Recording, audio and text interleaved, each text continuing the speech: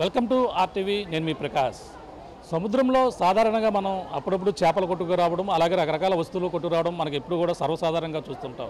కానీ సముద్ర తీరంలో కొబ్బరికాయలు కొట్టుకు రావడం ఎప్పుడైనా చూసారా? అటువంటి సంఘటనే కాకినాడ సముద్ర తీరం, ఉప్పాడ సముద్ర తీరంలో కనిపించింది.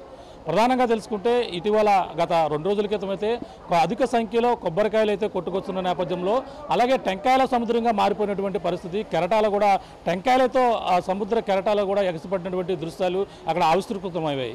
ప్రధానంగా చూసుకుంటే ఈ యొక్క టెంకాయలు ఎక్కడి నుంచి వచ్చాయని కూడా ప్రతి ఒక్కరు కూడా ఆశ్చర్యానికి గురి చేసింది. అలాగే పర్యాటకులను కూడా ఎక్కడి నుంచి ఈ కొబ్బరికాయలు వచ్చాయని కూడా ప్రతి ఒక్కరు కూడా దీనిపై చర్చనీయాంశంగా మారింది. ఈ యొక్క సముద్రంలో వెళ్తున్నటువంటి ఏదైనా షిప్ నుంచి కొబ్బరికాయల లోడు జారి పడిపోయి ఈ విధంగా టెంకాయలన్నీ కూడా సముద్రంలో కొట్టుకొచ్చాయా, లేదంటే ఏదైనా ఆ బార్జీ నుండి అలాగే షిప్పుల నుంచి ఇవన్నీ కూడా మిస్ అయి వచ్చాయని కూడా అందరూ కూడా రకరకాల దీనిపై చర్చ చేసుకున్నారు.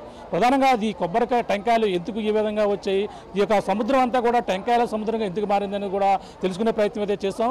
ప్రధానంగా చూసుకుంటే ఈ యొక్క కాకినాడ జిల్లాలో ఉన్నటువంటి పిఠాపురం పాదగయ పుణ్యక్షేత్రం మనందరూ కూడా తెలిసిందే. ఏపీ ఉప ముఖ్యమంత్రి పవన్ కళ్యాణ్ నియోజకవర్గంలో శ్రీపాద శ్రీవల్లభుని మహాపుణ్యక్షేత్రం దేవస్థానం ఉంది. ఇక్కడ ప్రధానంగా మహారాష్ట్ర నుంచి, దూర ప్రాంతాల నుంచి కూడా ఎన్నో జిల్లాల నుంచి భక్తులు కూడా ఇక్కడికి వస్తుంటారు. ఈ యొక్క శ్రీపాద శ్రీవల్లభుని మన ప్రధానంగా ఏపీ ఉప ముఖ్యమంత్రి పవన్ కళ్యాణ్ ఎన్నికల సమయంలో ఆయన సాక్షిగా ఇక్కడి నుంచే పోటీ చేస్తాను, ఆయన ఆశీస్సులు ఉంటే చేస్తానని కూడా పవన్ కళ్యాణ్ కూడా చెప్పారు. ఆ విధంగానే ఇక్కడ ఎంతో విశిష్టత కలిగినటువంటి శ్రీపాద శ్రీవల్లభుని మహాసంస్థానం ఉంది. ఇక్కడ ప్రతి భక్తులు కూడా దూర ప్రాంతాల నుంచి వచ్చి ఇక్కడ మొక్కులు కూడా తీర్చుకుని ఉంటారు. ఇక్కడ దూర ప్రాంతాల నుంచి వచ్చినటువంటి భక్తులు ముఖ్యంగా ప్రతి గుడిలోనూ కూడా మనకి కొబ్బరికాయలు అయితే కొడుతుంటారు, తమ మొక్కు చెల్లించుకుంటారు. కానీ ఇక్కడ కొబ్బరికాయలు అయితే ఇక్కడ కట్టడం, గుడిలో కట్టడం ఆనవాయితీగా కూడా వస్తుంటుంది. ఆ గుడిలో కట్టినటువంటి కొబ్బరికాయలనే తీసి ప్రతి సంవత్సరం కూడా ఎక్కువ మంది భక్తులు వచ్చి ఆ చెట్టుకి అయితే కట్టి తమ మొక్కులు అయితే కోరుచుకుంటారు, కోరిన కోరికలు అయితే తీరుతాయని వాళ్ళ భక్తులైతే నమ్మకం.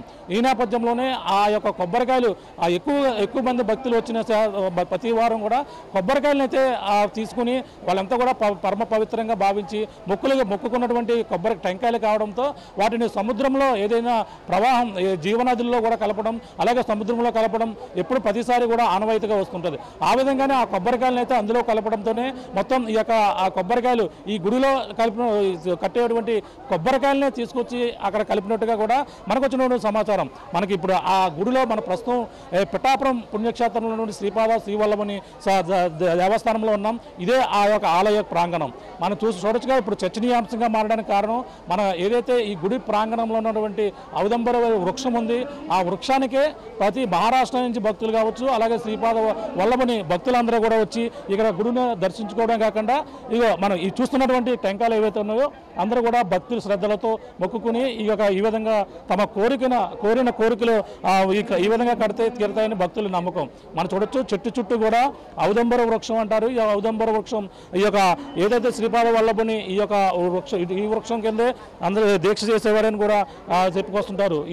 ఈ యొక్క ఔదంబర వృక్షానికైతే ఎంతో పేరు ఉందని మనం ప్రధానంగా చెప్పొచ్చు.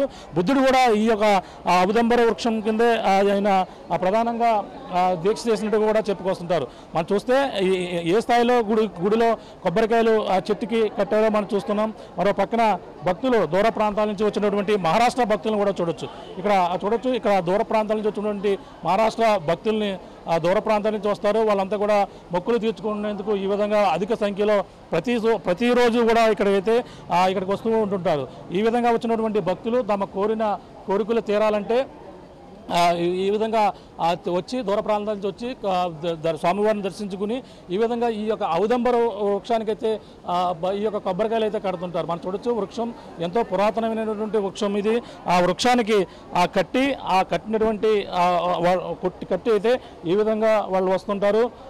ఈ విధంగా కట్టినటువంటి ఏదైతే టెంకాయలు ఉన్నాయో ఆ టెంకాయలను అయితే ప్రతి వారం కూడా, అంటే ఎక్కువ మంది భక్తులు వస్తే ఆ విధంగా తీసి ప్రతి వారాన్ని కూడా ఈ టెంకాయలు తీసి జీవనదుల్లో కలపడం ఆనవాయితీగా వస్తుంటుంది. ప్రస్తుతం ఆలయ అర్చకులు ఉన్నారు, మాట్లాడే ప్రయత్నం చేద్దాం. ఇక్కడ అది ఏ విధంగా వస్తుంది, ఇక్కడ ఆనవాయి ఆ కొబ్బరికాయలని ఎందుకు ఈ విధంగా కడతారు? సాధారణంగా అన్ని గుడుల్లో కూడా కొబ్బరికాయలు కొడితే మొక్కు తీర్చుకుంటారు, కానీ ఇక్కడ కడితే మొక్కు ఏ విధంగా తీర్చుకుంటారు, దీనిపై భక్తులు ఏ విధంగా నమ్ముతారో తెలుసుకునే ప్రయత్నం చేద్దాం. సార్ చెప్పండి, ఏంటి ఈ గుడిలో అంటే మనకి ఇటీవల సముద్రంలో కొబ్బరికాయలు అయితే అధిక సంఖ్యలో కొట్టుకొచ్చిన ఒక చర్చనీయాంశంగా మారింది.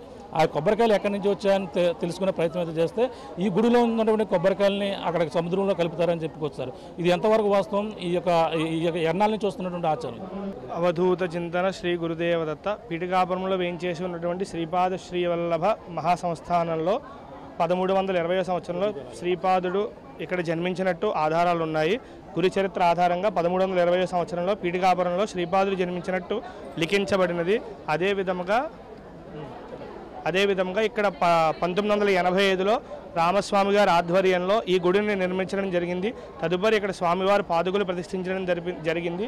అలాగే శ్రీపాద శ్రీవల్లభ స్వామి, దత్తాత్రేయ స్వామి, నరసింహ సరస్వతి స్వామి యొక్క విగ్రహమూర్తులు కూడా ప్రతిష్ఠించడం జరిగింది. అలాగే తదుపరి ఏంటంటే ఇక్కడ 1985 నుంచి కూడా రామస్వామి గారు చెప్పినట్టుగా ఆయన వ్యవస్థాపకుల గుడికి ఆయన ఏంటంటే ఇక్కడ వచ్చిన ప్రతి ఒక్క భక్తులకి దత్త సాంప్రదాయంలో మా గురువుగారైన రామస్వామి గారు చెప్పినట్టుగా ఇక్కడ ఏంటంటే దత్త సాంప్రదాయంలో ఔదుంబర వృక్షానికి కొబ్బరికాయలు కడితే తమ కోరిక నెరవేరుతుందని భక్తుల విశ్వాసం. అలాగే కూడా ఇప్పటిదాకా కూడా కొబ్బరికాయ కట్టిన ప్రతి ఒక్కరికి కూడా తమ కోరిక నెరవేరింది. కట్టిన కొబ్బరికాయలను మరి ఏం చేస్తారంటే ఎక్కువ మహారాష్ట్ర నుంచి భక్తులు వస్తుంటారు. ఆ కొబ్బరికాయలు అందరూ కూడా అంటే ప్రతి వారం కూడా తీసుకుని ఏం చేస్తే వాళ్ళకి పుణ్యఫలం కలుగుతుంది. అదేంటంటే రామస్వామి గారు అప్పట్లో చెప్పినట్టుగా ఆయన వ్యవస్థాపకులు ఆయన చెప్పినట్టుగా ఏంటంటే ఇక్కడ కట్టిన కొబ్బరికాయల్ని కొన్ని రోజుల తర్వాత వాళ్ళు ఏంటంటే నదిలో కానీ సముద్రంలో కానీ కలపడం జరుగుతుంది. అదేంటంటే దీన్ని ఏంటంటే వాళ్ళ కోరికలతో కోరుకున్నావు కాబట్టి దేనికి ఉపయోగించకూడదండి. కాబట్టి ఇది ఏంటంటే ఇది ఒక నదిలో కానీ ఏదైనా సముద్రంలో కానీ మనకు వీలుంటే ఎక్కడ పోతే అక్కడ కలిపేస్తారు పట్టుకెళ్ళి. అది రామస్వామి గారు చెప్పినట్టుగానే జరుగుతుందండి అప్పటి నుంచి ఇప్పటిదాకా కూడా. ఇంకా ఎంతమంది భక్తులు ఎక్కడెక్కడి నుంచి వస్తుంటారో ఈ విధంగా కట్టుకోవడం అంటే ముఖ్యంగా ఏ కోరికలు నెరవేరుతాయి అనుకుంటారు?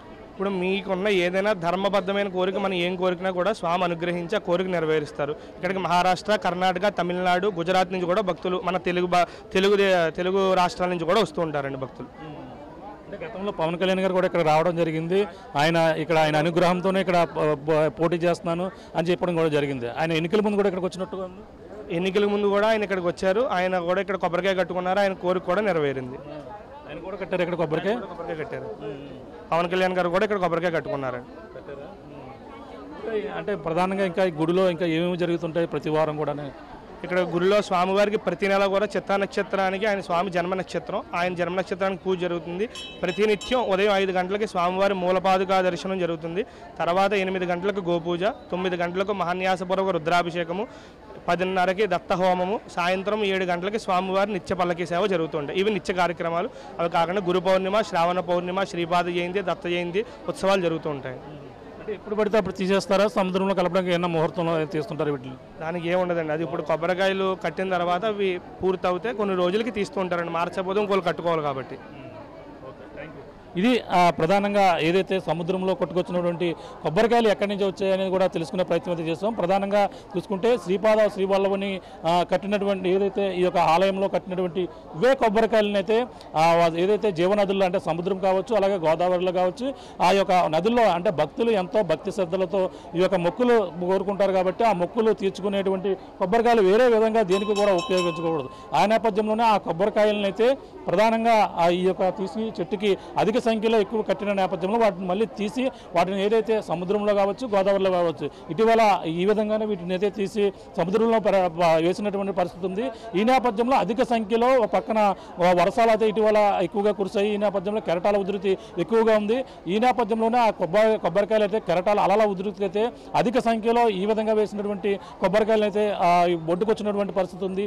ఈ విధంగా చర్చనీయాంశంగా మారినటువంటి పరిస్థితి. అంటే ఎక్కడైనా ఆ సముద్ర తీరంలో చేపలు కొట్టుకురావడం చూస్తుంటాం, కానీ ఈ విధంగా కొబ్బరికాయలు కొట్టుకు వచ్చాయనేది కూడా మొత్తం అందరూ కూడా చర్చనీయాంశం కాకుండా పర్యాటకులు అయితే వాటిని అయితే చూసేందుకు కూడా ఎగబడినటువంటి పరిస్థితి ఉంది. వాటి అందరూ కూడా ఈ యొక్క ఆర్టీవీ ఈ యొక్క కొబ్బరికాయలు ఎక్కడి నుంచి వచ్చాయి ఏటైనా తెలుసుకునే ప్రయత్నం అయితే చేస్తే ఈ యొక్క శ్రీపాద వల్లభని సంబంధించినటువంటి గుడిలో ఈ యొక్క కొబ్బరికాయలు ముక్కుగా కట్టినటువంటి కొబ్బరికాయలనే ఈ విధంగా సముద్రంలో పడేసిన నేపథ్యంలో అవే కొట్టుకుని వచ్చాయని కూడా ఆలయం సంబంధించినటువంటి ఈ యొక్క ఆలయ యాజమాన్యం కూడా చెప్పుకొచ్చినటువంటి పరిస్థితి ప్రధానంగా ఉందని చెప్పాలి. ఎప్పటి నుంచో ఇక్కడ ఏదైతే రామస్వామి గారు ఆయన ఉన్నటువంటి అప్పటి నుంచి కూడా ఇక్కడ గుడి ఎంతో ప్రఖ్యాతిగాంచింది. ఆ యొక్క గుడి మహారాష్ట్ర నుంచి భక్తులు ఎంతో కూడా భక్తి శ్రద్ధలతో వచ్చి ఈ విధంగా మొక్కులు తీర్చుకున్నటువంటి కోరిన కోరిక ప్రతి ఒక్కరు కూడా అన్ని గుడులలో కొబ్బరికాయ అయితే కేవలం కొట్టుతారు, కొట్టి ఆ యొక్క చెక్కలు ఏవైతే ఉన్నో 2 మొక్కు తీర్చుకుంటారు. కానీ ఇక్కడ కొబ్బరికాయ కట్టి మొక్కు తీర్చుకోవడం ఆనవాయితీగా వస్తుందని చెప్పేసి ఆలయ అర్చకులు కూడా చెప్పుకొస్తున్నటువంటి పరిస్థితి ప్రధానంగా ఉందని చెప్పాలి. దిక్కునున్న తాజా పరిస్థితి. కెమెరా అనిల్తో ప్రకాష్, RTV, పిఠాపురం శ్రీపాద వల్లభుని గుడి వస్తుంది. తెలుగులో న్యూస్ కి ఫాస్టెస్ట్ యాప్ ఇప్పుడు టోటలీ న్యూ అవతార్లో జస్ట్ 5 seconds లో కంప్లీట్ న్యూస్. సోషల్ మీడియాలో ట్రెండ్స్ కి one stop solution. Live TV app voice search option తో ఇప్పుడే డౌన్లోడ్ చేయండి లేదా అప్డేట్ అయిపోండి. యాప్ లింక్ డిస్క్రిప్షన్ లో ఉంది.